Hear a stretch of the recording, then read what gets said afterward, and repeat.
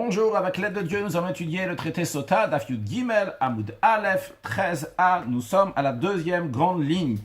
Yosef, Zacha, Vechulu. La Gemara reprend les mots de la Mishnah qui a dit que Yosef a mérité de s'occuper de l'enterrement de son père. Donc la Mishnah elle parlait de Mida Kenegen Mida, que pour mesure. À la suite de ça, donc c'est Moshe Rabbeinu qui est la personne la plus grande qui s'occupait de Yosef, de la même manière que Yosef qui était la personne la plus grande, il s'occupait de son père. Maintenant, on va parler de l'enterrement de Yaakov lui-même. Ma'ishna meikara l'agmal demande quelle est la différence qu'au début, lorsque les enfants d'Israël, les enfants de Yaakov, sont partis d'Égypte en Israël pour enterrer leur père. Dictive est écrit, Vayal Yosef l'Igboret Aviv, que Yosef il est monté pour enterrer son père. Après, Vayal ou Itokolav de Paro, après tous les serviteurs de Paro sont montés avec lui. Vehadar, après dans le verset il y a écrit, à la fin il y a écrit Cholbet Yosef, Aviv, que toute la maison de Yosef, donc la famille de Yosef, ses frères, et la maison de son père, la famille de son père. Donc dans l'ordre, on voit qu'il y avait d'abord les Égyptiens et après les frères de Yosef et la famille de Yosef.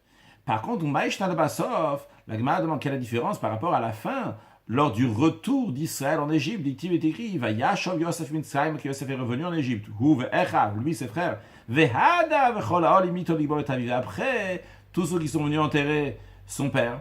Pourquoi ici, on trouve d'abord les frères de Yosef et après tout le monde, donc tous les Égyptiens. Rabbi Yochanan de répondre à la question. D'abord, on va faire Rashi. Ma'ishna meikara. Quelle est la différence qu'au début d'Agdeminu le Mitzray, Mikame Achi Yosef, qu'on devance les Égyptiens avant les frères de Yosef, ou Ma'ishna le Basov. Quelle est la différence avec la fin? À la suite, donc quand ils reviennent, Dictive, il y a écrit Hu, lui, Yosef et Echav, ses frères, Vehada v'chol limito. Après, tous ceux qui sont montés avec lui en Eretz Israël, eux, ils sont dans l'ordre, c'est vraiment la fin.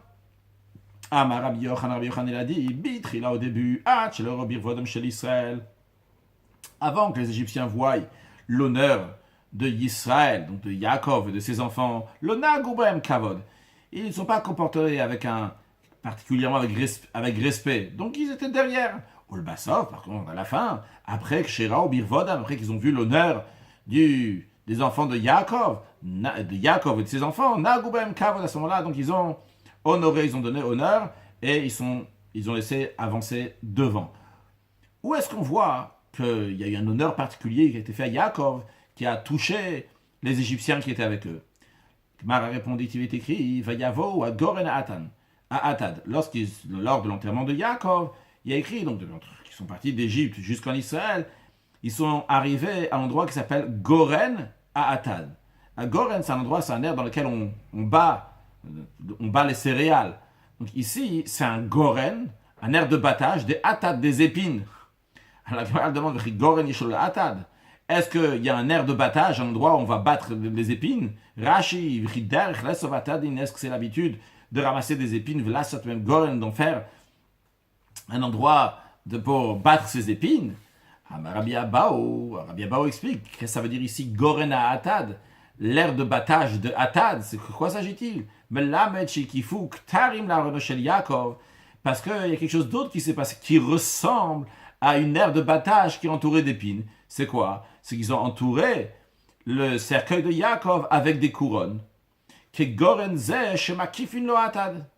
Comme cette aire de battage dans laquelle on l'entoure avec des épines pour garder cet endroit-là. D'où sont venues toutes ces couronnes? La réponse elle est chez Baou, Sham, car sont venus là-bas, Bnei Esav, les enfants de Esav, ou Bnei Ishmael, les enfants d'Ishmael, Bnei Ketura, et les enfants de Ketura, donc de Hagar. Ils sont venus là-bas pour l'enterrement de Yaakov, pour la Levaya, pour accompagner Yaakov. Donc c'est la raison pour laquelle ils ont tous mis leur couronne. La Braït a dit, Tana, Kula la Milchama Ba. Au début, ils sont tous venus pour la guerre. D'après le Maharsha, ils sont venus pour la guerre pour pas qu'on va enterrer Yaakov dans Me'arat HaMarpela, dans l'endroit où il est enterré. Vu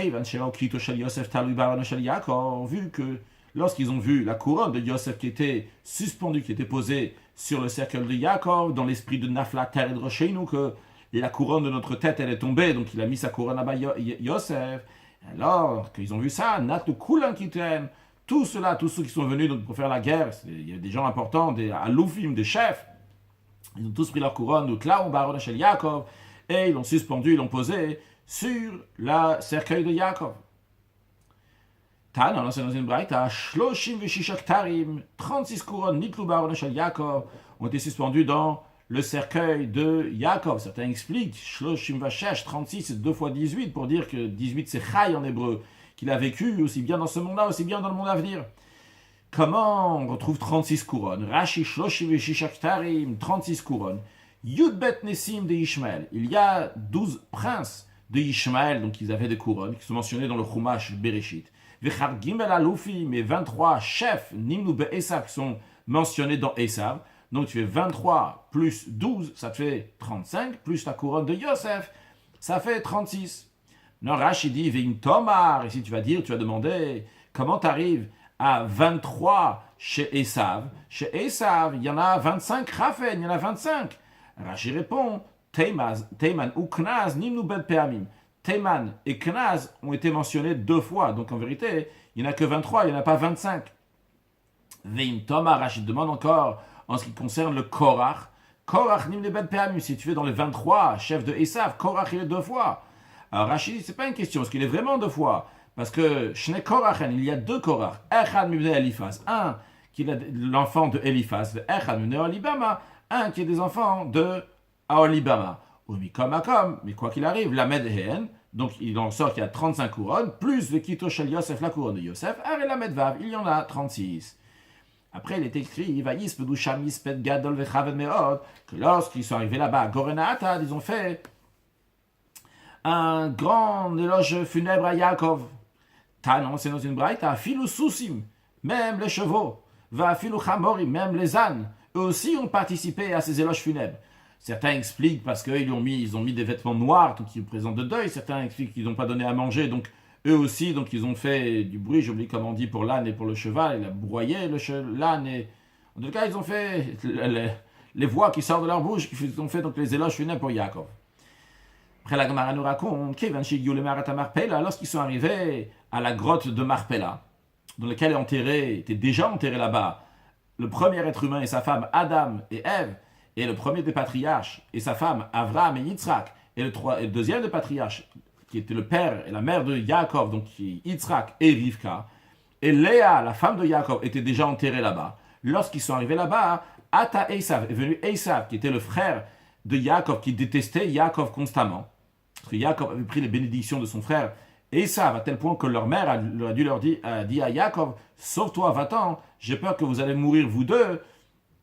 Toi, tu risques de te défendre et tuer Esav, Esav va se venger et te tuer, donc je veux que tu partes. Esav détestait Yaakov. Alors Esav, il est venu Kame Akev, il empêchait l'enterrement Rashi Kame Akev, il a empêché chez le Ibirusham qu'on ne va pas l'enterrer là-bas dans Meharat Marpella, dans la grotte de Marpella. Amar Lahem, Esav a dit aux enfants de Yaakov, il leur a dit Mamre Kiryat Arba. Il y a écrit que Mamre, la plaine de Mamre, la ville de 4. Hi Chevron, c'est Chevron. Pourquoi elle a appelée la ville de 4?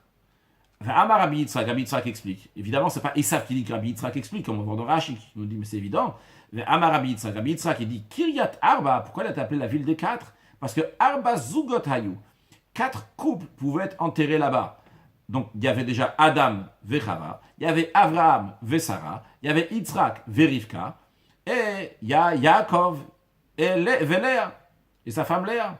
Alors maintenant, Esav, on continue l'argument de Esav. Il dit comme ça, Iou, lui, Yaakov, Kavra Léa, Bédidé. Il a enterré sa femme Léa dans la partie qui lui appartient, n'est-ce pas? Yaakov, c'est mon frère. Moi, Esav, je suis son frère. Donc, ce qui reste maintenant, il reste 2 tombes, 2 endroits pour être enterrés. Nous sommes les enfants, on doit partager. Il y a un endroit pour lui, un endroit pour moi. L'endroit pour lui, il a enterré sa femme Léa. L'endroit qui reste, c'est pas pour lui Yaakov, c'est pour moi. Vehaï de Payesh, ce qui reste, d'Idéou, c'est pour moi. Voyons Rashi. Amar, il a dit, donc Esav a dit, Kiryat Arbashma, elle s'appelle la ville de 4. Chez Ina Marzeken, elle a Dalet Zugot, qu'elle a seulement 4 couples qui peuvent être enterrés là-bas, donc seulement 8 personnes. Après Rashi nous dit, Hadamar Avitzrak, ça que Avitzrak il explique Kiryat Arba, etc. La ville de 4, pourquoi elle s'appelle la ville de 4?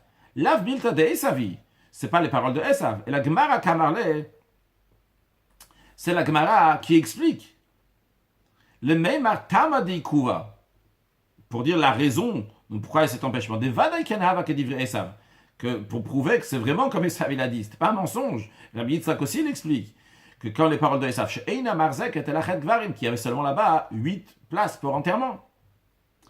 Et Esav argumente, il dit, ou Yaakov, donc lui, Yaakov, Kavra Léa Bedide. Il a enterré Léa dans Bechelek Amagio, dans la partie qui lui appartient.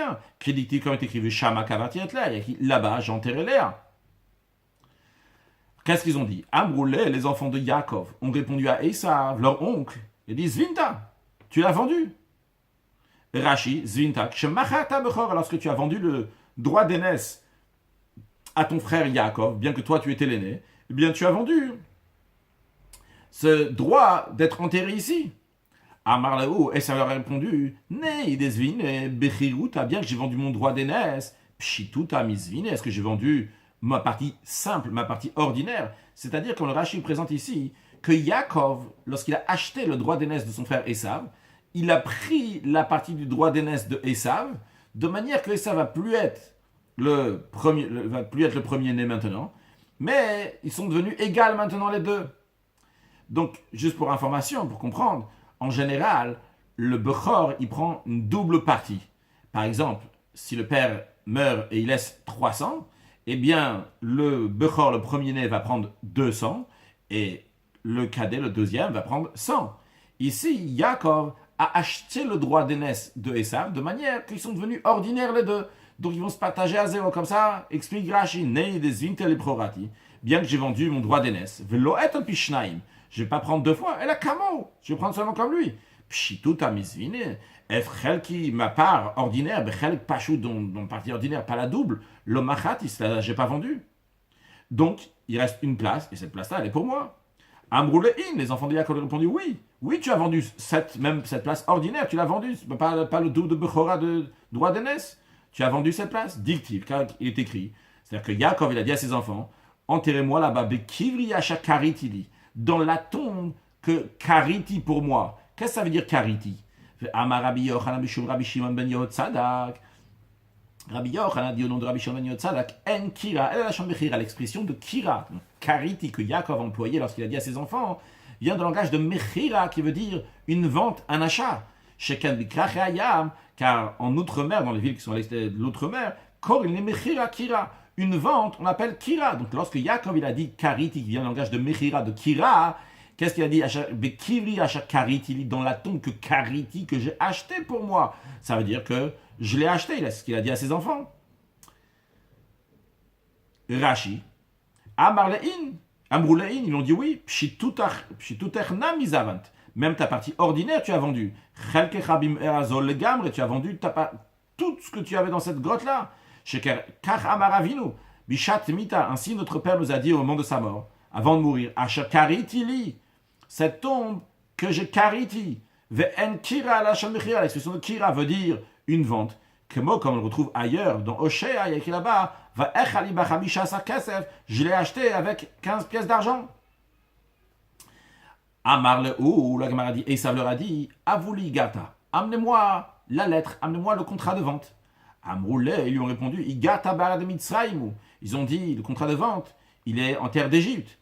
Alors, les frères, ils se sont dit, Man Nizel, qui est-ce qui va aller pour la chercher? Nizel Naftali, que Naftali aille. Des Kalil Kayalta, car Naftali, il est léger, il va vite comme une biche. Dit-il, comme il est écrit, Naftali Ayala Shlucha.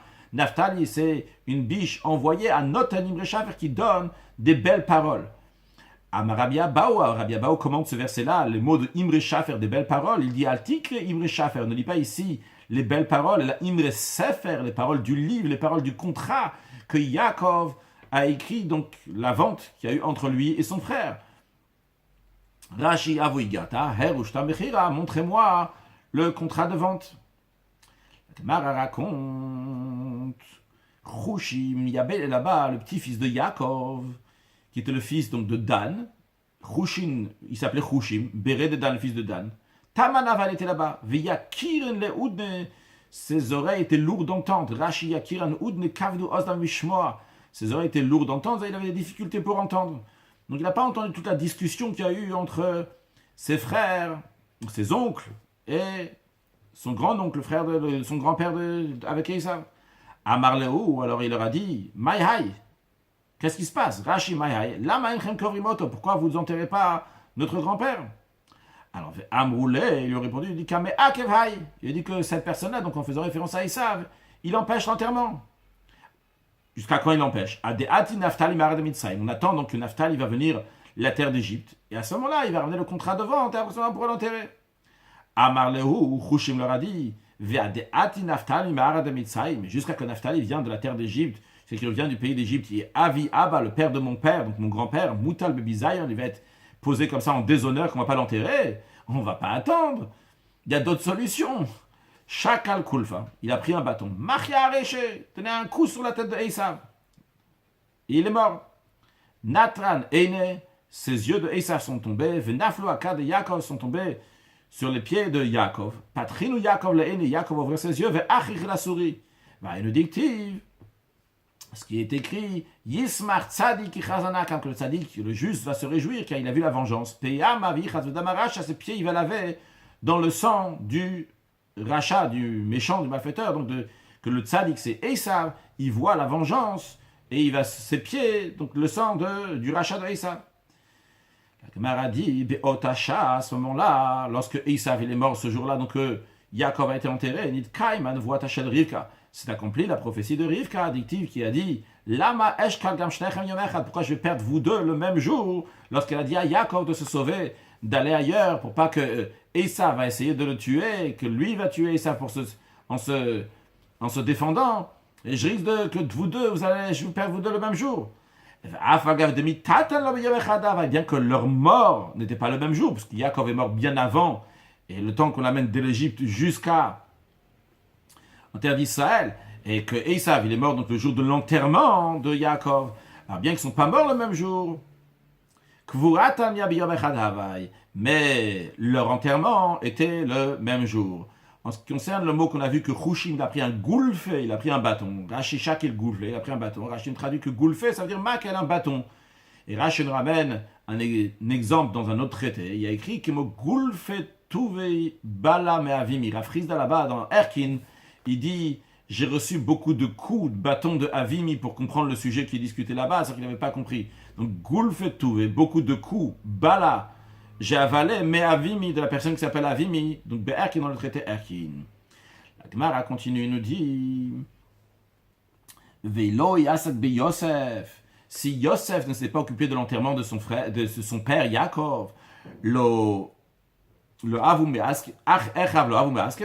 frères de Yosef ne seraient pas occupés de l'enterrement de leur père.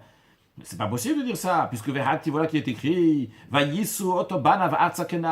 que les enfants de Yaakov, donc ces enfants l'ont porté à la terre de Canaan, en Eretz Israël pour l'enterrer. Rashi explique la question, si Yosef ne serait pas occupé de l'enterrement de son père, ses frères ne seraient pas occupés de l'enterrement, c'est-à-dire, comment les frères de Yosef, ils ont laissé Yosef Lito le Tachem, que lui va être la figure centrale de l'enterrement de son père, de leur père, le Vado lui seul, chez Gvurataviem, l'enterrement de leur père, est-ce qu'ils sont dérobés de leur responsabilité? Velo Chashulo, ils n'étaient pas concernés par leur père. Et si lui, Yosef, ne serait pas occupé de l'enterrement de Yaakov, leur père, eux, ils ne seraient pas occupés, on ne peut pas dire ça. Voilà qui est écrit, que ses enfants l'ont porté. Alma, donc qu'est-ce qu'on voit? On voit qu'ils étaient occupés à le porter, à l'enterrer. Et pourtant, Maskana, la conclusion, il est écrit, lorsqu'ils sont revenus en Égypte, il y a écrit que Yosef est revenu, Yosef et ses frères, après que lui, Yosef, il a enterré son père. Talakatu, bon, on voit que le verset suspend, donc met la responsabilité sur Yosef, c'est que lui s'occupait de l'enterrement. Shoya Ikaradava, car il était l'essentiel. Pourquoi pas les frères étaient l'essentiel? Mara répond, Amrou, car les frères ont dit, Hanichulo, laissez Yosef être la figure centrale. Pourquoi? Parce que Kvodo, l'honneur de notre père Bimlachim, est plus important, donc avec des rois, donc Yosef qui était roi, Yotot plus, qu'avec des gens ordinaires comme nous. Rashi, Amrou Echav Benem, ses frères se sont dit entre eux, Hanichulo, laissez Yosef, l'itasekbo, de s'occuper de notre père, que Neged Kulanu, par rapport à nous, plus que nous tous. Parce que Kvod Shel Avinu, parce que l'honneur de notre père, Ben Melech, il est plus Mechouba, il est plus honoré si c'est un roi, Yotam, Ben Yotot plus que si c'est des gens ordinaires. Chez Yosef Melech, ou car Yosef, c'était un roi. Mila Nogadol Mi Yosef, dans le Mishnah, on a dit qui est plus grand que Yosef, qui s'occupait de son père. Et finalement, qui est-ce qui s'est. Lui s'occupait de son père, et qui est-ce qui est plus grand que lui, qui la grandeur de Yosef, qui est-ce qui s'occupait de lui? C'est Moshe Rabbeinu qui s'occupait de lui. Tano Rabban sage enseigné, Boré, viens voir, Kama Chavivot Mitzvot al Moshe Rabbeinu, comment sont chers les mitzvot, comment sont précieuses les mitzvot pour Moshe Rabbeinu. Shkol Israël Kulam, Taskoube Bizak, tout le peuple juif, lorsque c'est arrivé le moment de la sortie d'Égypte, s'était occupé d'en prendre le butin. Rashi, Bebiza, Taskoube Bizak, comme il y a écrit, Vainatsu et Mitzrayim, qu'ils ont vidé, ils ont pris tout ce qu'il y avait en Égypte. Et lui, Moshe Rabbeinu, s'est occupé dans les mitzvot. S'occupait donc de l'enterrement, de prendre les ossements de Yosef. Shenemar, il est dit, Chacham Lev, l'intelligent de cœur, Ikach mitzvot, il va prendre des mitzvot, des gomer, etc. Dans la Gemara s'interroge, Minaïna yodea Moshe Rabbeinu echan Yosef kavur. D'où Moshe Rabbeinu a su où est-ce qu'était enterré Yosef? Amrou, ils ont dit, Serach batashan nishtayram otoador. À cette époque, il restait Serach, la fille de Asher. Asher, c'était un des enfants de Yaakov. Et Serach, donc, qui a eu longue vie, elle était encore de cette génération-là. Halach Moshe etzla, Moshe est parti chez elle. Amar lui a dit, Kloum atyodat echan Yosef kavur, est-ce que tu sais où est-ce que Yosef est enterré? Amralo, Serach a dit, oui, je sais. Aaron shel matechet asol Mitzrayim, un cercueil un coffre, un cercueil en métal très lourd, les Égyptiens ont fait Ukvaou Benilou, sinon fixé dans Benilou Sanar, dans le fleuve du Nil. Pourquoi? Pour que ces eaux, les eaux du Nil, vont être bénies. Pourquoi les eaux du Nil ont besoin d'être bénies? Rashi, pour que toujours les eaux du Nil vont être bénies. Pourquoi ils ont besoin?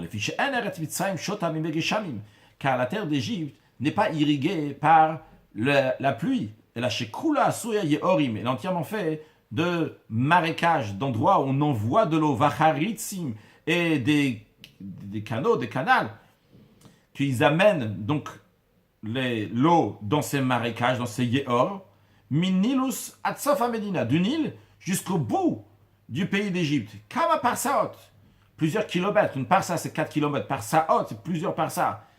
Donc Venilus Ole ou Mashke. Le Nil monte, la crue du Nil, et Mashke, il va irriguer ses champs.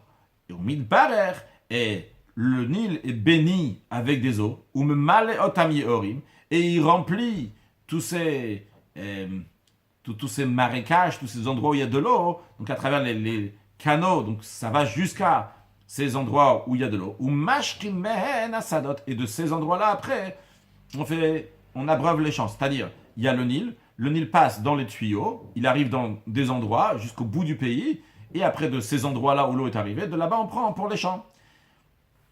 Rashi rajoute, Va'inu dictive, ce qui est écrit dans la prophétie de Zechaya, que lorsque Mashiach va venir, certaines familles ne vont pas monter lorsqu'ils doivent aller voir Hachem à Yerushalayim, donc des Goïm on parle. S'ils ne vont pas venir se prosterner à Dieu, Lo Alem Yageshem, ces familles, ces pays-là n'auront pas de pluie.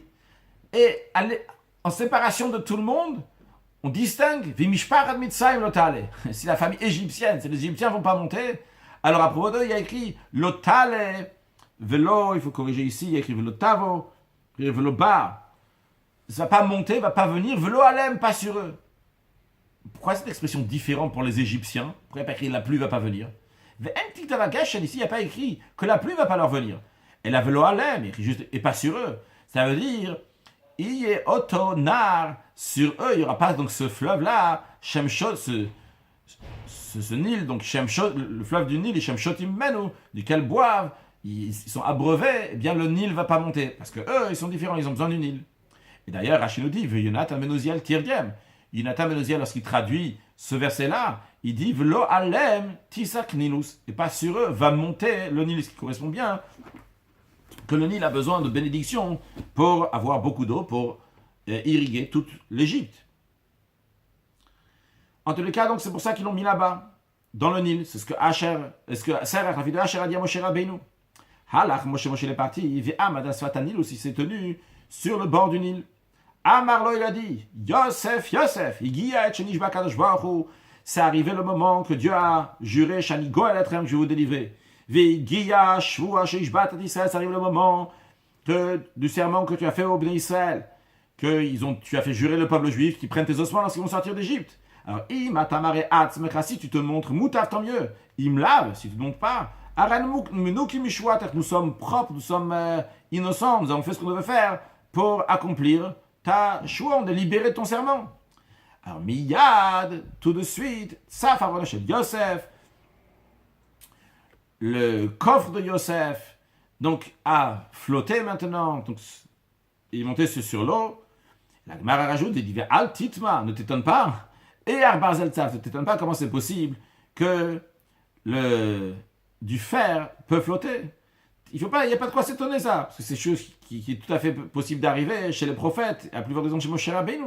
Charactive, car on trouve c'est écrit, Rashi nous dit, Vayachad Mapila Kor avec Gomer, Rashi nous dit que c'est Betalmide Elisha, dans un des élèves d'Elisha, actif, c'est écrit ce sujet-là qu'on va voir dans l'instant, Bimlachim, dans le livre qui s'appelle Mlachim.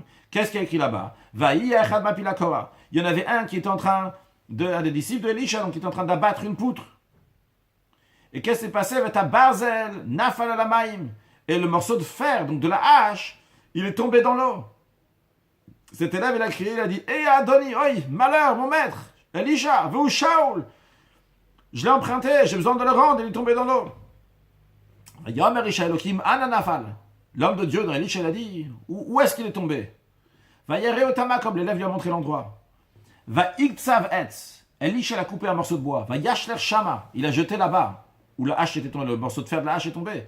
Va Yatsef Barzel, et le fer, la lame de la hache, elle a flotté. Alors la Gemara dit, Valot Varim Kavachomer. C'est un Kavachomer. Ma Elisha Talmido Shel Eliyahu. Si, déjà Elisha, c'est seulement l'élève de Eliyahu. Eliyahu, Talmido Shel Moshe Eliyahu, c'est le disciple de Moshe. Tsav Barzel Mipanav. Et le fer flotta pour lui. Alors, Moshe Rabbeinu, le chef, le maître de tous, Allah Khatkam Vekam, pour votre raison, que le fer peut flotter. Rashi Veu Shaul, donc ce que là il a dit, et je l'ai emprunté. Ishilou, lo, on me l'a prêté. Talmid Shel Moshe, l'élève de Moshe. V'lo Shelama Mipiv, c'est pas que Eliyahu, il a appris de la bouche de Moshe. Et la Torah de Shel Moshe, l'hymne Eliyahu, la Torah de Moshe était enseignée au prophète Élie. Donc ça, c'est la première opinion où est-ce que se trouvait le cercueil de Yosef. Deuxième opinion, Rabbi Nathan dit, Bekarbanit Shem Lachim Ayekavru. Il se trouvait dans un endroit où on enterre tous les rois. Il y avait plusieurs rois qui étaient enterrés, c'était pas dans la terre vraiment, c'était enterré au-dessus de la terre, donc comme ça, dans des coffres qui étaient sur la terre, bien décorés, etc. Il y a plusieurs rois d'Égypte. Halach Moshe est parti. Ve'amad al Karbanit Shem Lachim. Il s'est tenu sur cette Karbanite, certains traduisent par Karbanite par mausolée, royaux. Donc, et certains traduisent Karbanite dans le langage de l'imbyrinthe, dans la barnite, comme ça on a un peu le birinthe qui est là. Rachid dit Karbanit Shem Lachim, Bekvarot Shem Lachim, dans des tombes de rois, Vlashon Yevani, où ça vient dans le langage grec, le mot Karbanite. Halach, Moshe, il est parti, s'est tenu là-bas. Amar, il a dit, Yosef, Igia et Shenish Bakadosh Baruch, où c'est arrivé le moment que Dieu l'a juré, Shanigo et Letrem, que je vais vous délivrer, Vegia Shvua, c'est arrivé le moment du serment chez Ishbat et d'Israël, que tu as fait jurer le peuple juif. Imat Amare Atzmechamuta, s'il te montre, tant mieux. Veim Lavesinu, Arenemno Kimishuat, on est libéré de ton serment. Beotacha, à ce moment-là, Nizdaza, Ronoshel Yosef, il y avait plein de tombes, plusieurs tombes qui étaient là-bas, et celle de Yosef, c'est secouée, elle a tremblé. Et alors Moshe l'a pris, il l'a amené avec lui. Oh, tous ces années que les Juifs étaient dans le désert, il y avait ces deux coffres, Echad Shelmet, un dans lequel il y avait le mort, donc il y avait Yosef, Echad Shel Shrina, et un dans lequel il y avait la présence divine, donc il y avait l'arche.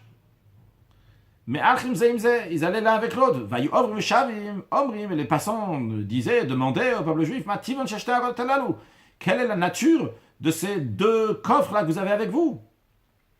Amrou, le juif répondait, un c'est d'un mort, donc Yosef, et l'autre c'est celui de la Shrina, la présence divine. Alors, la question suivante est, quel rapport qu'un mort va avec le coffre de la Shrina, la présence divine? Amrou. Alors, lisez, la réponse était, celui-là, celui qui est dans le coffre du mort, donc Yosef, il accomplit tout ce qui est écrit dans celui-là, dans l'autre coffre, dans le Aaron. Comment on retrouve ça? Rashi nous dit, qui aime Zemashekatu Bazé? Rashi détaille, Agada zo mefurash b'mechita. Cette Agada, cette histoire, cette interprétation était explicite, plus développée dans le Mechilta, qui est un midrash. Parashat Vayi Beshalach Paro, dans la parashat de Vayi Beshalach. Ktiv Bazé est écrit dans les Luchot, dans les tables de la loi qui sont dans l'arche, dans le coffre de la Shrina, de la présence divine. Il y a écrit Anochi. Anochi, je suis. Anochi Hashem, je suis l'Éternel ton Dieu. Ou Ktiv Bazé est écrit à propos de Yosef, Atachat Elokim Anochi. Il faut dire Ani. Est-ce que je suis à la place de Dieu? En tous les cas, l'expression de Ani, de Anochi, c'est la même.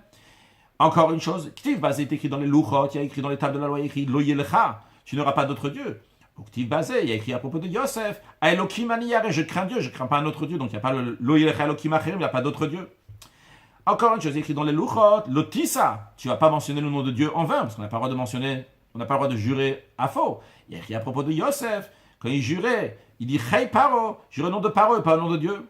Puis il y a écrit Zachor et Yom Shabbat, il y a écrit dans les tables de la loi, il y a écrit souviens-toi du jour de Shabbat, il faut se préparer à Shabbat. Il y a écrit à propos de Yosef, vous te voir, il a dit à son attendant dans la maison, il lui a dit de faire d'abattre l'animal et de préparer. L'expression de Ve'achen ve'enze el Yom Shabbat, les préparations c'est lié avec le jour du Shabbat. Ainsi on retrouve à propos du 6e jour de la semaine, le vendredi qui prépare pour Shabbat, qui vont préparer ce qu'ils vont amener. Donc la préparation est liée avec le Shabbat. Donc Yosef aussi s'est préparé à Shabbat.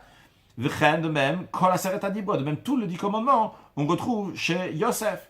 De même, Rashi nous rajoute que Yosef aussi accomplit le Tisna Tachika Bilvavecha, ne pas détester ton frère dans ton cœur lorsqu'ils sont revenus de l'enterrement de leur père. Les frères ont craint que peut-être Yosef se comportait différemment, il est détesté, et pas du tout, il leur a parlé gentiment. L'otikov, l'otitor, il n'a pas pris vengeance ou gardé rancune pour ses frères, bien qu'il l'avait vendu, il aurait pu faire des choses, etc. De même, il a accompli Vechayachicha, que ton frère va vivre avec toi, puisqu'il les a nourris lorsque ses frères étaient en Égypte. Donc il a accompli le 10 commandements, c'est ça le Kriyemze, ce qu'il y a dans l'autre, que Yosef il a accompli ce qu'il y avait dans l'arche aussi. On va conclure avec une halakha qui est ramenée dans le Shulchan Aruch Yoredea, Siman Tavbet, Sif Yudbet. Il y a écrit que c'est une mitzvah de jeûner le jour du yortzeit de son père ou de sa mère.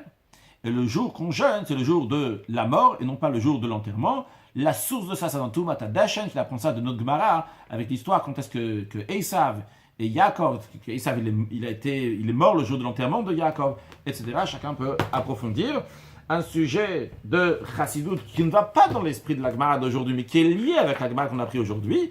On a vu que tout le monde était occupé avec le butin, mais Moshe Rabbeinu était occupé avec des mitzvot.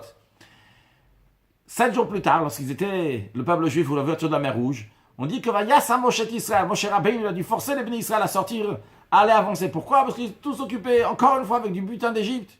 Comment c'est possible? Un si grand dévoilement divin, la sortie d'Égypte, encore un dévoilement divin de l'ouverture de la mer Rouge, ils sont occupés avec le butin.